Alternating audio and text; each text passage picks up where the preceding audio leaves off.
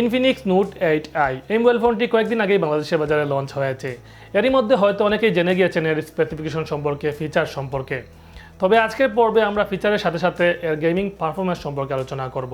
Infinix দাবি করছে এই মোবাইল ফোনটি গেমিংয়ের জন্য প্রস্তুত করা হয়েছে। আসলে কি এটি গেমিং ফোন নাকি অন্য কোনো অপশন আমাদের হাতে আছে, এই বিষয়ে যাবতীয় প্রশ্নের উত্তর আজকের পর্বে পেয়ে যাবেন। তাহলে চলুন ভিডিও শুরু করি। মোবাইল ফোনটির প্রাইস 14,990 টাকা, মানে 15,000 টাকা।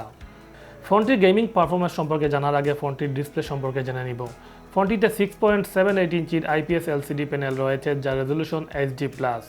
ডিসপ্লে যথেষ্ট বড়, তাই গেম খেলতে সুবিধে হবে। তবে HD+ রেজলিউশন হওয়ায় শার্পনেসের একটু ঘাটতি থাকবে, তবে এটা কোনো বড় ইস্যু নয়। এবার জেনে নিব ফোনটির ক্যামেরা সম্পর্কে। ফোনটির ব্যাকসাইডে থাকছে কোয়াড ক্যামেরা সেটআপ ও কোয়াড ফ্ল্যাশ লাইট, যার প্রাইমারিতে 48 মেগাপিক্সেল, সেকেন্ডারিতে 8 মেগাপিক্সেল, থার্ডে 2 মেগাপিক্সেল, ফোর্থে আরও 2 মেগাপিক্সেল। ফ্রন্টে থাকছে 8 মেগাপিক্সেলের সেলফি ক্যামেরা এবং ডুয়াল ফ্ল্যাশ লাইট। বাজেট অনুযায়ী এই ক্যামেরা সেটআপ ভালো পারফর্ম করবে। এটি দিয়ে 30 FPS এ 2K ভিডিও রেকর্ড করতে পারবেন। ফোনটিতে থাকছে 6GB RAM, 128GB storage memory.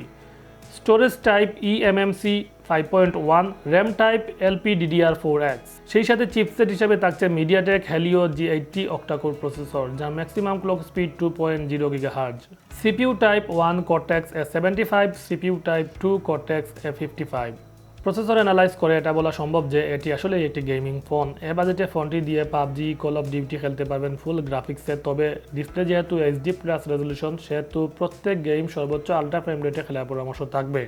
আরেকটি বিষয়, এটাতে জাইরো সেন্সরটি হার্ডওয়্যার বেস না, সফটওয়্যার বেস। তাই জাইরোস্কোপ দিয়ে যারা পাবজি খেলেন তাদের বেলা কিছুটা সমস্যা হতে পারে, মাঝে মধ্যে স্লো কাজ করতে পারে।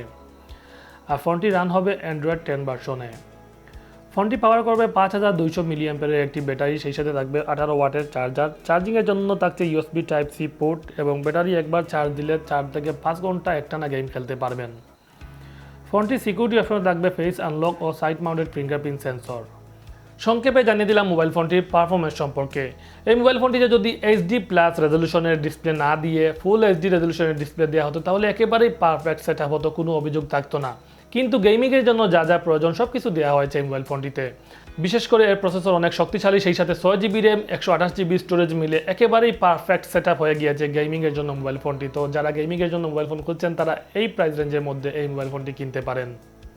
তো ভিউয়ার্স, এই ছিল আজকের পর্বে। যদি ভিডিওটি ভালো লেগে থাকে তাহলে অবশ্যই চ্যানেলটি সাবস্ক্রাইব করবেন, লাইক কমেন্ট করে পাশে থাকবেন। ধন্যবাদ সবাইকে।